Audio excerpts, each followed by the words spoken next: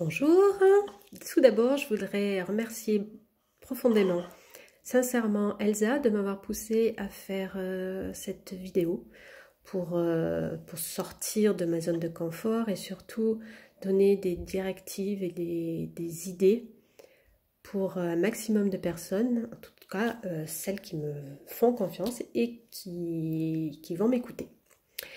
Alors, tout d'abord, j'ai pris cette décision ce matin, suite à la nouvelle directive et la nouvelle date que nous avons le 11 mai par rapport au confinement.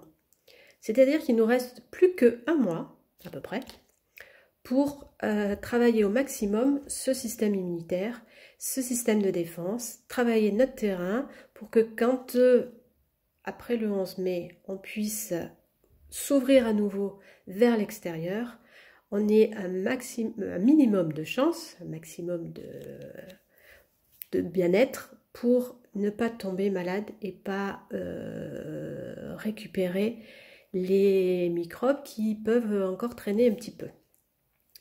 Donc voilà l'idée des vidéos d'aujourd'hui et de celles qui vont suivre. Il faut savoir dans un premier temps qu'on a tous une force vitale d'auto-guérison qui porte différents noms en fonction d'où vous vous trouvez, à savoir prana pour l'Ayurveda par exemple en Inde, le chi, le ki en Chine, au Japon. Et pour nous, c'est Hippocrate, encore lui, ou déjà lui en fait, qui l'a surnommé pneuma, à savoir souffle de vie. Ce souffle de vie, effectivement, c'est une force vitale d'auto-guérison que nous avons tous, qui se manifeste de façon naturelle. On ne fait même plus attention. C'est pour ça que je vais vous donner des petits exemples, à savoir quand vous vous coupez, vous mettez soit un pansement, soit rien du tout, et progressivement la peau se répare. Quand il y a une fracture, on immobilise et le corps de lui-même va réparer progressivement, va mettre les deux morceaux en face et réparer la fracture. Donc tout ça demande de l'énergie et demande des nutriments, des choses intéressantes pour que ce corps puisse fonctionner normalement. Donc cette force vitale est très importante et c'est elle qui va gérer aussi notre système immunitaire. Donc booster notre système immunitaire veut dire avoir une force vitale suffisante pour que ce soit fonctionnel. Alors, on sait maintenant, enfin depuis quelque temps déjà, qu'une grosse partie de ce système immunitaire est gérée au niveau des intestins.